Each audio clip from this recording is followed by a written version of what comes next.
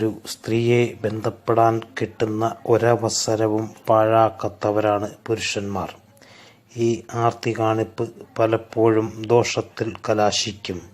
കാരണം സ്ത്രീയെ സംബന്ധിച്ച് അവൾ പരിസരങ്ങളും അവസ്ഥയും മൂഡും എല്ലാം നോക്കിയായിരിക്കും ഈ കാര്യത്തിൽ താൽപ്പര്യം കാണിക്കുക.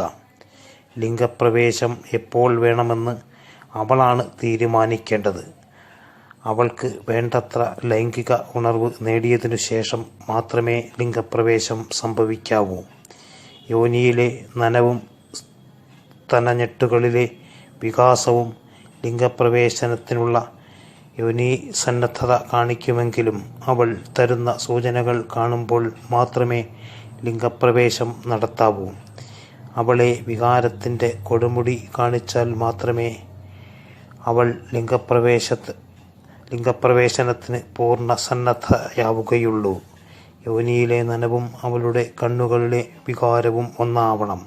എങ്കിൽ മാത്രമേ രതിമൂർച്ചയിലേക്ക് അവളെ കൊണ്ടുപോകാൻ കഴിയൂ.